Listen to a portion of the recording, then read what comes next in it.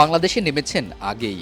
একদিন অনুশীলনও সেরেছেন home of ক্রিকেটে। টেস্টের আগে আজ দ্বিতীয় দিন হোম অফ ক্রিকেটে হাজির শান মাসুদের দল। বাংলাদেশকে কঠিন চ্যালেঞ্জ জানাতে বাবরও যোগ দিয়েছেন দলের সাথে। সরফরাজ আর ওমর গুলরা জানেন এই উইকেটে তাদের সেনাপতিদের কিভাবে প্রস্তুত করতে হবে। বলা চলে দলের সবচেয়ে বড় তারকা হোম অফ ক্রিকেটে পা রেখেই ছুটলেন উইকেটের দিকে।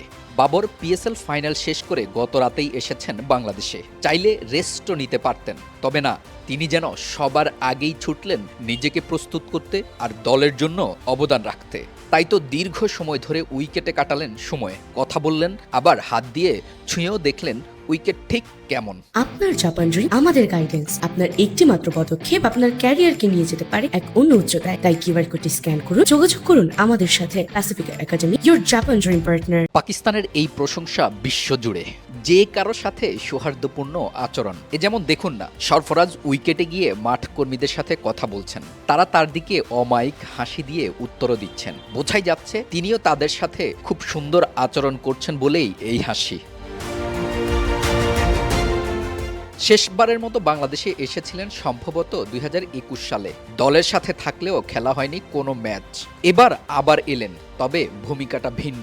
সরফরাজ এখন পাকিস্তান দলের কোচ, তাই সিদ্ধান্ত নিতে হবে টেস্টের টস হওয়ার আগেই, ব্যাটিং না বোলিং। আর এই সিদ্ধান্ত নিতে সবার আগে জানা দরকার উইকেটের আচরণ কেমন হবে। গুটি গুটি পায়ে গুলের হেঁটে আসা আর উইকেটে এসে থামা। ওমর গুল এই উইকেটে বাংলাদেশ দলকে একটা সময় ভুগিয়েছিলেন। সেই পরিকল্পনা ঠিক করতে আজও দীর্ঘ সময় পার করলেন উইকেটে এবং সবার সাথে আলাপও করলেন। মাঠকর্মীরা জানে এই উইকেটে কি আছে আর কি নেই, তাই তো তাদের সাথে বেশি সময় দিলেন। তিনি এখন বল হাতে মাঠে নামেন না, তবে মাঠে যারা নামেন তাদের সেরা প্রস্তুতিটা তার হাত ধরেই হয়। হাসান আলীর এই ফুরফুরে মেজাজ বাংলাদেশ দলের জন্য ভয়ের কারণ। এই উইকেটে তিনি যদি ঠিক লাইন লেন্থ ধরে রেখে একের পর এক বল ছুটতে থাকেন, টাইগারদের জন্য তা হবে কঠিন। তবে পাকিস্তান দল যেমন নিজেদেরকে ঝালিয়ে নিচ্ছেন, বাংলাদেশ দলেরও সেরা প্রস্তুতিই দরকার হবে এদের মোকাবেলা করতে।